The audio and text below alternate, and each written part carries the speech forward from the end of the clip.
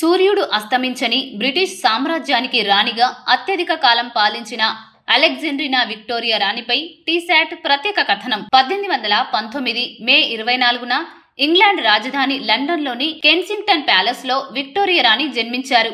ఆమె తండ్రి Edward Duke of Kent, తల్లి సాక్స్ కొబార్గ్ సాల్ఫీల్డ్ యువరాణి.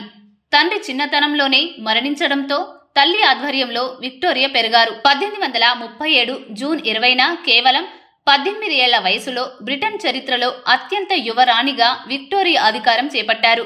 63 సంవత్సరాల పాలనతో ఆమె బ్రిటిష్ చరిత్రలో అత్యంత కాలం పాలించిన రాణిగా నిలిచారు. విక్టోరియా పాలన కాలాన్ని విక్టోరియన్ యుగంగా గుర్తిస్తారు. ఈ యుగం పరిశ్రమ, శాస్త్ర, సాంకేతికత, సామాజిక అభివృద్ధి మరియు సామ్రాజ్య విస్తరణలతో ప్రత్యేకత సంతరించుకుంది. ఆమె కాలంలో బ్రిటిష్ సామ్రాజ్యం విస్తరించి ప్రపంచంలోని అనేక ప్రాంతాలపై ఆధిపత్యం చెలాయించింది. ముఖ్య ఘటనలు: 1858 భారతదేశంపై బ్రిటిష్ రాజ్ ప్రారంభమైంది. 1876 బ్రిటిష్ పార్లమెంటు విక్టోరియా రాణిని భారత సామ్రాజ్ఞిగా ప్రకటించింది. 1840లో ప్రిన్స్ ఆల్బర్ట్ ఆఫ్ సాక్స్ కోబార్గ్ తో వివాహం చేసుకున్న విక్టోరియాకు 9 మంది పిల్లలు జన్మించారు. ఈ సంతానం ద్వారా యూరోప్ రాజకుటుంబాల మధ్య బలమైన సంబంధాలు ఏర్పడ్డాయి.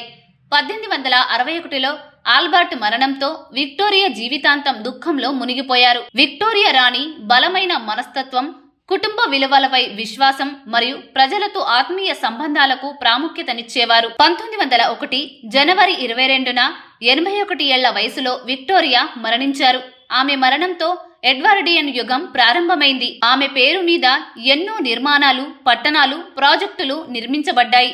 ఉదాహరణకు కోల్కతాలోని విక్టోరియా మెమోరియల్ బ్రిటన్ సామాజిక మార్పులు, పారిశ్రామిక విప్లవం మరియు సామ్రాజ్య విస్తరణలతో ఆమె పాలన ప్రపంచ చరిత్రలో చిరస్మరణీయంగా నిలిచిపోయింది.